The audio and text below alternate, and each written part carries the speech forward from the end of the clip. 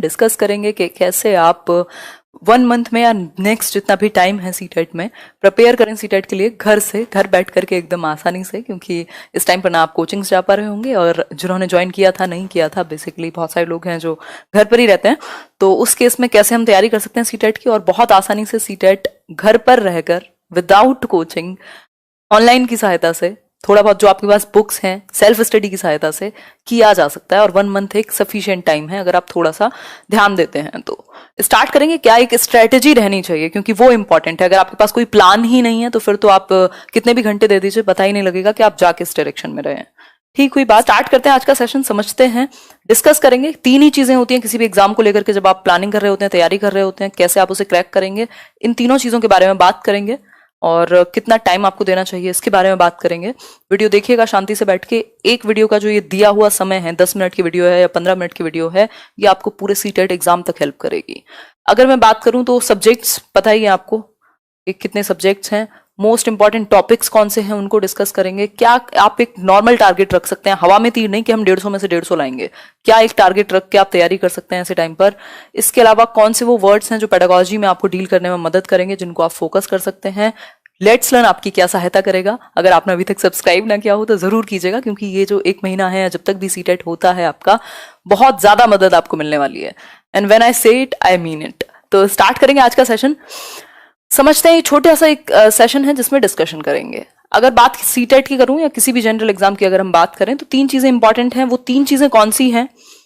अगर आप कुछ भी नहीं, अगर 3 घंटे तक आप दे पा रहे हैं, 2 से 3 घंटे अगर आप डेली दे पा रहे हैं, जिसमें आप 1 घंटा अपना ऑनलाइन का रख लीजिए, क्योंकि इंपॉर्टेंट है, चाहे आप यूट्यूब पर मुझे देख रहे हो या किसी और को, या कोई आपने पेड कोर्स लिया हो। 1 आवर से ज्यादा नहीं, 1.5 आवर मुश्किल से, 1 से 1.5 घंटा, उससे ज्यादा वीडियो मत देखिए। और भगा भगा के वीडियो मत देखिए कि 2 की स्पीड पे, मतलब डबल स्पीड पे चलाएंगे, दिमाग एब्जॉर्ब नहीं कर पाएगा। एंटरटेनमेंट नहीं है ना, सिर्फ मूवी नहीं है कि आपको स्टोरी पता करनी है। वो जो चैप्टर आपने पढ़ा है उसको आपको तरीके से एकदम एब्जॉर्ब करते हुए चलना है। तो उसके लिए 1 से 1.5 घंटे से ज्यादा आप ऑनलाइन वीडियोस या जो भी कोचिंग भी इवन आपको नहीं देना चाहिए। बाकी 1.5 घंटा अपना सेल्फ स्टडी में दीजिए, 2 घंटा अपना सेल्फ स्टडी में दीजिए, 1 घंटा आप वीडियो देख सकते हैं या किसी से भी पढ़ रहे हैं तो उनसे पढ़ सकते हैं। अगर मैं बात करूं, यहां 3 चीजें इंपॉर्टेंट है। एक तो एग्जाम का सिलेबस, जो कि सीटेट ने लाइन बाय लाइन दिया हुआ है, मैं आपको टेलीग्राम पे भी शेयर कर दूंगी, बाकी आप ऑफिशियल वेबसाइट से भी डाउनलोड कर सकते हैं। अब इस सिलेबस के बाद भी कुछ मोस्ट इंपॉर्टेंट टॉपिक्स जो अभी हम डिस्कस करेंगे, क्योंकि पूरा सिलेबस आप इस समय पे करें जरूरी नहीं है, तो मोस्ट इंपॉर्टेंट टॉपिक्स इसमें से चूज कर लिए कि भाई इनको करेंगे। तो सिलेबस आपको पता होगा क्या क्या आता है। अब जैसे कई लोग हैं जो हिंदी इंग्लिश में ग्रामर, कई कोचिंग वाले भी पढ़ाने में लगे हुए हैं और आप भी पढ़ने में लगे हुए हैं, उसका कोई फायदा नहीं है। ग्रामर 2 से 3 नंबर मैक्सिमम, हिंदी इंग्लिश में 3 नंबर हद से हद आ गई, और वो ऐसी ग्रामर है, मैं तो कहूं 4 में भी आ जाए तब भी वो ऐसी ग्रामर है जो आप बचपन से पढ़ते आ रहे हैं। अलग से आपको ग्रामर पढ़नी ही नहीं होती हिंदी इंग्लिश में। पेडागोजी आएगी 15 नंबर की, और 7-8 में आपके 2 पैसेज आएंगे जो अनसीन पैसेज होते हैं, उसको प्रैक्टिस कर लीजिए इससे ज्यादा। ठीक, तो जो चीज हमें पढ़नी नहीं है उसकी तरफ हम क्यों जाएं। फिर इसके अलावा पैटर्न जो है पेपर का, हमें पता है 5 सब्जेक्ट हैं पेपर 1 में, 150 नंबर का पेपर है, कोई नेगेटिव मार्किंग नहीं है, आराम से 2.5 घंटा आपको मिलेगा, 1 घंटा मतलब 1 मिनट एक क्वेश्चन के लिए। पैटर्न पता कहां से चलेगा? Previous year questions. अब इसके लिए चाहे तो आप कोई आर गुप्ता का प्रीवियस ईयर ले लो, या कोई भी प्रीवियस ईयर आजकल ऑनलाइन मिल जाते हैं, डाउनलोड कर लो। मैं अभी ऐप पर जल्दी अवेलेबल करा दूंगी नेक्स्ट वीक तक। ठीक, इसके अलावा पैटर्न का पता चल गया। तीसरी चीज है कंटेंट या रिसोर्स, आप पढ़ेंगे कहां से। ये दोनों चीजें आपने कर ली, आपको पता ही नहीं है कि आप कहां से पढ़ेंगे। आज आप ये चैनल देख रहे हैं, कल कोई और देखेंगे, परसों कुछ और पढ़ने लग गए, आज ये किताब उठाई, कल कोई और किताब उठा ली, तो उस टाइम पे प्रॉब्लम है। फिर वो आपका फिर एक ना तो ट्रस्ट बन पाएगा कहीं, और ना आप अच्छे से एब्जॉर्ब कर पाएंगे चीजों को। आप बस एनालिसिस करने लग जाएंगे, कमियां निकालते रहेंगे, यार ये वाली बुक अच्छी नहीं है, ये वाली अच्छी है। सारी बुक्स अच्छी हैं, सारे टीचर्स अच्छे हैं। आपने जब एक बार चूज कर लिया किसी कंटेंट को, फिर वहीं से पढ़िए, अच्छे से टाइम दीजिए और प्रीवियस ईयर सॉल्व कीजिए। तो 3 ही चीजें हैं। एक तो सिलेबस हमें पता हो कि भाई आता क्या है किस सब्जेक्ट में, जो हम अभी डिस्कस कर लेंगे ऑलमोस्ट। पैटर्न क्या है, 150 नंबर का पेपर है, नेगेटिव मार्किंग नहीं है। पेडागोजी का बहुत ज्यादा प्रभाव है, हर एक सब्जेक्ट में पेडागोजी आती है, तो उसको अच्छा करना है। प्रीवियस ईयर पेपर्स डिस्कस करने हैं, मतलब अच्छे से उनको सॉल्व करना है, बैठ करके प्रैक्टिस करनी है, क्योंकि प्रैक्टिस नहीं होगी तो फिर ये सारा ज्ञान रखा का रखा रह जाएगा। दूसरा है आपका कंटेंट। आपको जो चैप्टर्स या कंटेंट जो आप पढ़ रहे हैं, वो रिसोर्स आप चूज कर लें कि कहां से पढ़ेंगे। भाई ये 4 किताबें हैं, इनसे पढ़ना है, या 1 किताब भी है तो भी उससे पढ़ना है, और बाकी वीडियोस देखनी है, या नोट्स बनाए तो उनसे रिवाइज करना है। ये चीज क्लियर हो एकदम। ऐसा नहीं है आप आज पढ़ने बैठे 3 घंटे के लिए, आधा घंटा आपका इस चीज में निकल गया कि कहां से पढ़ूं ये टॉपिक, तो वो चूज कर लीजिए। ठीक, तो ये बेसिक 3 बातें रहेंगी। अब समझ लेते हैं बाकी चीजें, देख लेते हैं एक बार बाकी चीजें। सब्जेक्ट वाइज देख लेते हैं कि अगर आप प्रिपेयर कर रहे हैं तो कैसे करेंगे, और मोस्ट इंपॉर्टेंट टॉपिक्स जो आपको आसानी से पार करा सकते हैं, एटलीस्ट आप क्वालिफाई तो कर देंगे सिर्फ उन टॉपिक्स को करके और उनसे रिलेटेड प्रैक्टिस करके। कुछ 15 टॉपिक होंगे मुश्किल से, उतना भी कर लिया और प्रैक्टिस कर ली तो पेपर क्वालिफाई जरूर हो जाएगा। अगर मैं बात करूं सब्जेक्ट की, तो ये पेपर 1 के सारे सब्जेक्ट्स हैं, जिनमें से 3 सब्जेक्ट कॉमन हैं, हिंदी, इंग्लिश और चाइल्ड डेवलपमेंट एंड पेडागोजी यानी बाल विकास एवं शिक्षण शास्त्र। ये 90 मार्क्स कॉमन आते हैं, सिलेबस बिल्कुल सेम है पेपर 1 पेपर 2 इन 3 सब्जेक्ट के लिए, तो 90 मार्क्स आपके बिल्कुल कॉमन है। अगर आप पेपर 1 की तैयारी कर रहे हैं तो आपकी पेपर 2 की अपने आप हो रही है, और पेपर 2 की अगर आप बात कर रहे हैं तो पेपर 1 की अपने आप हो रही है। तो उस केस में ये तीनों सब्जेक्ट अगर आपने अच्छे कर लिए तो बहुत हद तक आपकी दोनों पेपर पे पकड़ बन जाती है। फिर है आपका मैथ्स और है ईवीएस।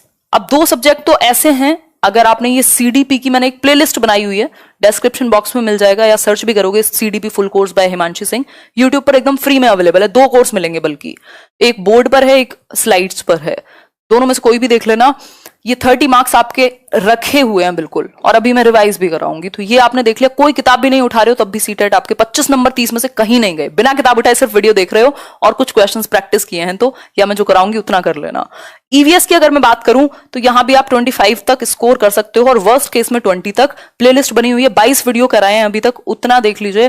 पेडागोजी के 15 नंबर फिक्स रहते हैं, इसके अलावा 15 नंबर में 20 नंबर में एनसीईआरटी से चीजें आती हैं, 2-4 क्वेश्चन कभी एक्स्ट्रा आ जाते हैं। तो ये ईवीएस की प्लेलिस्ट और सीडीपी की प्लेलिस्ट दोनों देख लीजिए बैठ के, डेली के हिसाब से, चाहे 2 दिन देके इनको खत्म कर लीजिए, उसके बाद कंटेंट शुरू करना। फिर है हिंदी।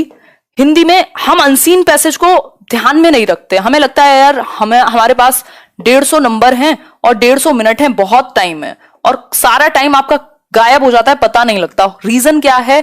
4 अनसीन पैसेज आते हैं आपके, और आपने अनसीन पैसेज की प्रैक्टिस ही नहीं की होती।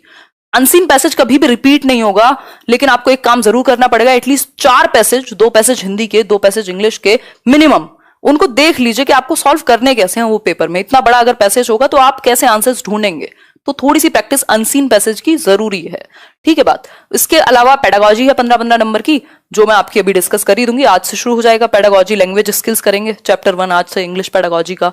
हिंदी और मैथ्स में क्वेश्चंस की सीरीज के थ्रू खत्म हो जाएंगी चीजें, 15 में से 10 नंबर आप ला पाएंगे। मैथ्स में भी 15 नंबर की पेडागोजी है, और 15 नंबर की अगर मैं बात करूं तो वो आपका बेसिक मैथ्स है। अब अगर वो अच्छा नहीं भी है तो आप बाकी जगह पर ध्यान दे सकते हो, उसमें से 5 नंबर ले आओ 15 में से, बाकी जो पेडागोजी है उसमें 10 ले आओ, तो 20 नंबर आ गए मैथ्स में, ठीक।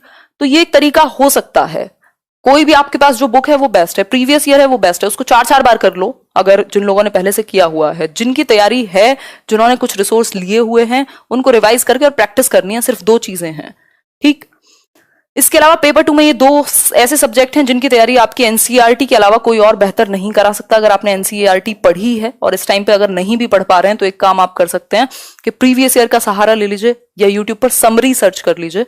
अगर सोशल साइंस या साइंस एंड मैथ्स की बात करूं, 6th to 8th क्लास के लिए पेपर 2, ठीक। यहां तक की बात क्लियर। आप कुछ टॉपिक्स देख लेते हैं। अगर मैं कुछ टॉपिक की बात करूं कि भाई सबसे इंपॉर्टेंट टॉपिक कौन सा रहेगा, अगर आप आज तैयारी शुरू कर रहे हैं तो अगर सिर्फ सबसे पहले इन टॉपिक्स को करके और कुछ 5 साल के आपने प्रीवियस ईयर सॉल्व किए हैं, पेपर आपका क्लियर है।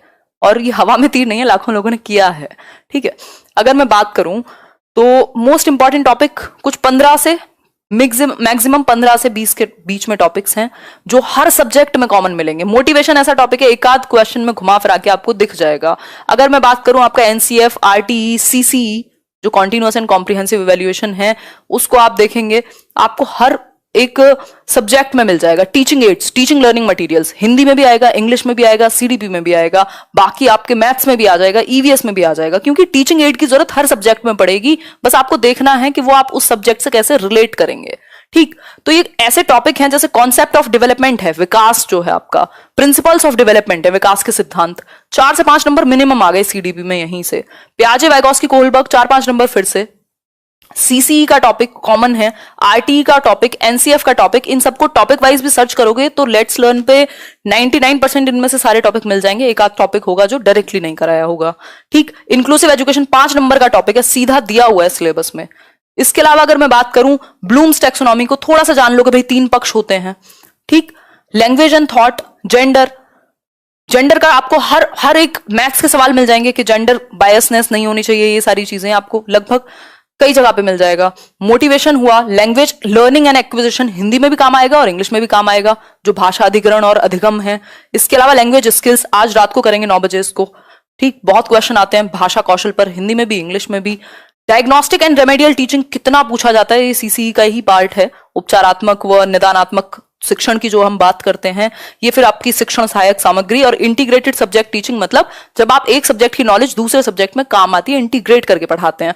बहुत ज्यादा प्रमोट किया जाता है इसको आजकल। और इतने टॉपिक जब आपने कर लिए तो सिर्फ प्रीवियस ईयर इनसे रिलेटेड सॉल्व कर लो या टॉपिक वाइज क्वेश्चंस ढूंढ करके सॉल्व कर लो, वीडियोस देख लो लेट्स लर्न पे, इतना तो कर ही सकते हो। इसके अलावा अगर आप थोड़ा एक्स्ट्रा पढ़ लोगे तो आपके फिर स्कोर अच्छा हो जाएगा। लेकिन ये टॉपिक जब आपने किए हैं तो अच्छे से किए हो, ऐसा नहीं है कि आपने बस टिक लगा लिया कि हाँ हमें ये पता है, तो उसका फिर फायदा नहीं होगा। ठीक है बात।